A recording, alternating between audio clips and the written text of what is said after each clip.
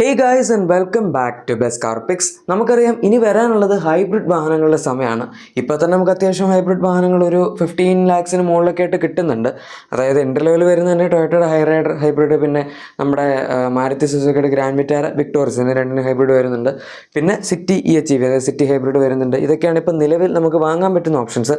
മുകളിലേക്ക് പോകണമെങ്കിൽ പിന്നെ ഒരുപാടുണ്ട്. ടൊയോട്ടയുടെ ക്യാമറി ഹൈബ്രിഡ് ഉണ്ട്, പിന്നെ വെൽഫെയർ ഹൈബ്രിഡ് ഉണ്ട്, ഇന്നോവ ഹൈക്രോസ് ഹൈബ്രിഡ് ഉണ്ട് എന്ന് പറയേണ്ട കൂടുതലും ടൊയോട്ട ലെക്സസ് വാഹനങ്ങളൊക്കെയാണ് നമുക്ക് ഹൈബ്രിഡിൽ കിട്ടുന്നത്. ഹോണ്ട ഇപ്പോൾ ഇവിടെ ആകപ്പാട് സിറ്റി EHEV മാത്രമേ ഉള്ളൂ. പുറത്തവർക്ക് അത്യാവശ്യം ഹൈബ്രിഡ് ഓഫറിങ്സ് ഉണ്ട്. നിസാനിന് ഇഷ്ടംപോലെ ഹൈബ്രിഡ് ഓഫറിങ്സ് ഉണ്ട്, പക്ഷേ ഇതൊന്നും ഇന്ത്യയിൽ നമുക്കില്ല എന്ന് മാത്രം. എനിവേ ഇതിനൊക്കെ കൂടെ നമുക്ക് ഇനിയിപ്പോൾ പുതിയ ഡസ്റ്ററിൻ്റെ ഹൈബ്രിഡും റെനോ കാണിച്ചിട്ടുണ്ടായിരുന്നത്. നല്ലൊരു പവർ ഓപ്ഷനൊക്കെയാണ് അവരിവിടെ കാണിച്ചിരിക്കുന്നത്. എന്തൊക്കെ പറഞ്ഞാലും നമ്മുടെ സെൽട്ടോസിൽ ഒരു പുതിയ ഹൈബ്രിഡ് പവർ ട്രെയിൻ അങ്ങ് US നമ്മുടെ കിയ അവതരിപ്പിച്ചിട്ടുണ്ട്. അവരിപ്പോൾ നടക്കുന്ന ടോക്കിയോ ഓട്ടോ ഷോയിലാണ് അവർ വണ്ടി കാണിച്ചിരിക്കുന്നത്, അതായത് ലേറ്റസ്റ്റ് ജനറേഷൻ സെൽട്ടോസ്. നമുക്ക് ഇവിടെ കിട്ടുന്ന അതേ വണ്ടി തന്നെയാണ് അവിടെയും കാണിച്ചിരിക്കുന്നത്. കുറച്ച് ചെറിയ വ്യത്യാസമുണ്ട്. നമുക്ക് ഇവിടെ വന്ന പോലെ തന്നെ സൈസ് അവിടെയും നന്നായിട്ട് തന്നെ കൂടിയിട്ടുണ്ട്. വീൽ ബേസ് കൂടിയിട്ടുണ്ട് 60mm കറണ്ട് ജനറേഷൻ വണ്ടി വെച്ച് കമ്പയർ ചെയ്യുമ്പോൾ. അതുപോലെ വിട്ട് നമ്മുടെ ഇവിടുത്തെ വണ്ടി വെച്ച് കമ്പയർ ചെയ്യുമ്പോൾ ഒരു 30mm പുറത്ത് എക്സ്ട്രാ കൂടുതൽ വന്നിട്ടുണ്ട്. കുറച്ചും കൂടെ സ്പേസ് തുടങ്ങിയ കാര്യങ്ങളൊക്കെ കൂട്ടാനായിരിക്കും. പിന്നെ ഗ്രൗണ്ട് ക്ലിയറൻസും അല്പം കൂടുതലാണ്. ഇവിടെ നമുക്ക് പുറത്ത് കിട്ടുന്ന 206mm ആണ്. ഇന്ത്യയിൽ ഓൾമോസ്റ്റ് 195mm അടുത്തൊക്കെ ആയിട്ടേ വരുന്നുള്ളൂ. സോ അത് അവർ കുറച്ചും കൂടെ കേപ്പബിലിറ്റി കൂട്ടാനായിട്ടാണ് അങ്ങനെ ഗ്രൗണ്ട് ക്ലിയറൻസ് കൂട്ടിയിരിക്കുന്നത്. കാരണം പുറത്തെ വണ്ടി ഓൾ വീൽ ഡ്രൈവ് കൺഫിഗറേഷനിൽ അവൈലബിൾ ആണ്, നമുക്ക് ഇന്ത്യയിൽ അത് കിട്ടുന്നില്ല. ഫീച്ചേഴ്സൊക്കെ ഇൻറ്റീരിയറിൽ വരുന്ന എക്സാക്ട്ലി സെയിം ആണ്. അതിലൊന്നും അവർ വേറെ കാര്യമായിട്ടുള്ള മാറ്റങ്ങളൊന്നും വരുത്തിയിട്ടില്ല. ഇന്ത്യയിൽ തന്നെ ഒരു മാക്സിമം കൊടുക്കാൻ പറ്റുന്ന എല്ലാ ഫീച്ചേഴ്സും കൊടുത്തിട്ടുണ്ട്. US പിന്നെ ക്വാളിറ്റിയുടെ കാര്യത്തിൽ കുറച്ചും കൂടെ ചിലപ്പോൾ ഇമ്പ്രൂവ്മെൻറ്റ് വരാം. കാരണം അവിടെ ഭയങ്കര ക്വാളിറ്റി കോൺഷ്യസ് ആയിട്ടുള്ള മാർക്കറ്റാണ്. എല്ലാ വണ്ടികളും അത്യാവശ്യം നല്ലൊരു ഹൈ ക്വാളിറ്റി സ്റ്റാൻഡേർഡ്സ് മീറ്റും ചെയ്യുന്നുണ്ട്. പിന്നെ എല്ലാ വണ്ടികൾക്കും അത്യാവശ്യം വിലയുണ്ട്, അത് വേറെ കാര്യം. അതുകൊണ്ട് അത്തരത്തിലുള്ള കാര്യങ്ങളൊക്കെ അവർ നന്നായിട്ട് ശ്രദ്ധിക്കും. US ആയാലും UK പിന്നെയും യൂറോപ്പ് മൊത്തത്തിൽ പറയുകയാണെങ്കിൽ അങ്ങനെ അത്യാവശ്യം ക്വാളിറ്റി കോൺഷ്യസ് ആയിട്ടുള്ളൊരു മാർക്കറ്റാണെന്ന് നമുക്ക് പറയാം. എനിവേ അതാണ് ഒരു കാര്യം. ഇനി ഹൈബ്രിഡ് സിസ്റ്റത്തിൻ്റെ കേസാണ് അടുത്ത്. അത് ഒരു 1.6 ലിറ്റർ എഞ്ചിൻ ബേസ്ഡ് ആയിട്ടുള്ള ഹൈബ്രിഡ് ആയിരിക്കും എന്നാണ് പറയുന്നത്. സ്ട്രോങ് ഹൈബ്രിഡ് ഓപ്ഷൻ തന്നെയാണ് വരാൻ പോകുന്നത്. ആൻഡ് അത് നമുക്കിവിടെ US അവർ ഇൻട്രൊഡ്യൂസ് ചെയ്യുമ്പോൾ 2026 ഓഗസ്റ്റ് ആ ഒരു സമയമൊക്കെ ആകുമ്പോഴായിരിക്കും. അതിനർത്ഥം ഇന്ത്യയിൽ 2027 ആകുമ്പോഴേക്കും അവർ ഈ ഒരു ഹൈബ്രിഡ് പവർ ട്രെയിൻ കൊണ്ടുവരും എന്നാണ്.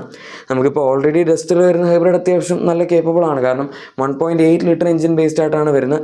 1.8 kWh ബാറ്ററി പാക്ക്, ആ സെഗ്മെൻറ്റിൽ തന്നെ ഏറ്റവും വലിയ സൈസുള്ള ബാറ്ററിയാണ് അതിൻ്റെ അകത്ത് ഉപയോഗിച്ചിരിക്കുന്നത്.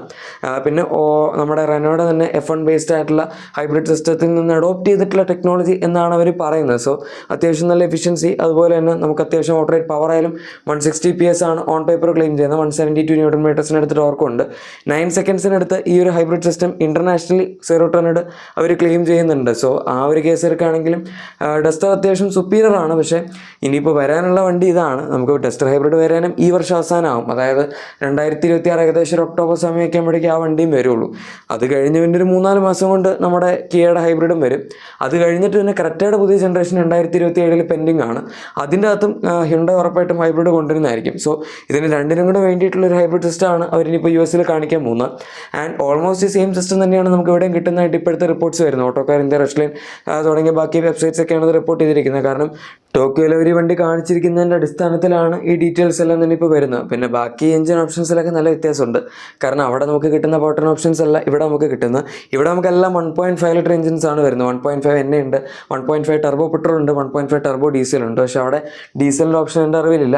പിന്നെ അവർക്ക് അവിടെ കിട്ടുന്ന 1.6 ലിറ്റർ ടർബോ പെട്രോൾ ഉണ്ട്. പിന്നെ ഒരു 2 ലിറ്റർ NA പെട്രോളും വരുന്നുണ്ട്. അവിടെ 2 ലിറ്റർ NA പെട്രോൾ വിത്ത് CVT ആണ് അവർ സ്റ്റാൻഡേർഡ് കോമ്പിനേഷനായിട്ട് കൊടുക്കുന്നത്, അതായത് ബേസിക് ലെവലിൽ. നമുക്കിവിടെ 1.5 തന്നെയാണ്.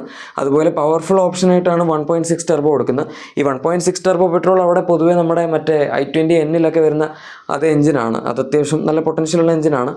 ഈ സെയിം 1.6 ലിറ്റർ എഞ്ചിൻ്റെ കൂടെ തന്നെയാണ് അവർ ഈ ഹൈബ്രിഡ് കോമ്പോയും പറയുന്നത്. പിന്നെ 1.6 ടർബോ ഹൈബ്രിഡ് എന്നാണ് പറഞ്ഞിരിക്കുന്നത്. ടർബോ പെട്രോൾ എഞ്ചിൻ നോർമലി ആരും അങ്ങനെ ഹൈബ്രിഡ് ആക്കി ചൂസ് ചെയ്യാറില്ല. അവരിന് കൂടുതൽ പവർ കിട്ടാൻ വേണ്ടിയാണോ എന്തിനാണ് ഇത് ഉപയോഗിച്ചിരിക്കുന്നത് അറിയില്ല. പിന്നെ പൊതുവെ എറ്റ്കിൻസൺ സൈക്കിളിലാണ് ഈ ഹൈബ്രിഡ് വാഹനങ്ങളൊക്കെ റൺ ചെയ്യാറുള്ളത്. ഇതിൻ്റെ അങ്ങനെ അധികം ടെക്നിക്കലായിട്ടുള്ള ഇൻഫർമേഷൻ നമുക്കിപ്പോഴും കിട്ടിയിട്ടില്ല. അധികം വൈകാതെ കിട്ടേണ്ടതാണ്. പക്ഷെ എന്തായാലും ഹൈബ്രിഡ് ഡസ്റ്റർ സെൽട്ടോസിലും വരുന്നു എന്നുള്ളത് വളരെ നല്ലൊരു കാര്യമാണ്. ഈ സെഗ്മെൻറ്റിൽ ഇനിയിപ്പം കുറച്ചും കൂടെ കോമ്പറ്റീഷൻ ആവും. ഹൈബ്രിഡ് സത്യം പറഞ്ഞാൽ വരണം. ഇപ്പോൾ നമുക്ക് കൂടുതൽ ഇലക്ട്രിക്കും പെട്രോളും ഡീസലും മാത്രമേ കിട്ടുന്നുള്ളൂ. ഹൈബ്രിഡ് വാഹനങ്ങൾ ആകപ്പാട് സുസുക്കി ടൊയോട്ടയിൽ റെസ്ട്രിക്റ്റഡ് ആണ്. അതുകൊണ്ട് കൂടുതൽ ആൾക്കാർക്ക് ഓപ്ഷൻസ് വന്നാൽ അതിലൊരു ഇമ്പ്രൂവ്മെൻറ്റ് ടൊയോട്ടയ്ക്കായാലും വരുത്താൻ പറ്റുള്ളൂ. അവരിപ്പോൾ 1.5 ലിറ്റർ 3 സിലിണ്ടർ എഞ്ചിൻ ബേസ്ഡ് ആയിട്ടുള്ള ഹൈബ്രിഡ് സിസ്റ്റമാണ് നമുക്കവിടെ തരുന്നത്. ബാക്കി എല്ലാ കമ്പനികളും കൊണ്ടുവരാൻ ഉദ്ദേശിക്കുന്ന 4 സിലിണ്ടർ എഞ്ചിൻ ബേസ്ഡ് ആയിട്ടുള്ള ഹൈബ്രിഡ് ആണ്. ഇവർ മാത്രമല്ല, അതായത് ഹ്യുണ്ടായി കിയ മാത്രമല്ല, മഹീന്ദ്ര ഹൈബ്രിഡ് സിസ്റ്റം വർക്ക് ചെയ്തുകൊണ്ടിരിക്കുകയാണ്. അതുപോലെ ടാറ്റ ഹൈബ്രിഡ് കൊണ്ടുവരുന്നതിനെ പറ്റി വരുന്നുണ്ടായിരുന്നു ഇടയ്ക്ക് ന്യൂസ്. അത് പക്ഷേ കൺഫേം അല്ല. പക്ഷേ അതല്ലാതെ ഫോക്സ് വാഗൻ്റെ ഹൈബ്രിഡ് കൺഫേം ആണ്. സോ മഹീന്ദ്രയും ഫോക്സ് വാഗനുമാണ് കിയയും ഹ്യുണ്ടായും കഴിഞ്ഞാൽ ഇനി ഹൈബ്രിഡ് കൊണ്ടുവരുന്നതിനെ പറ്റി പറഞ്ഞിരിക്കുന്നത്.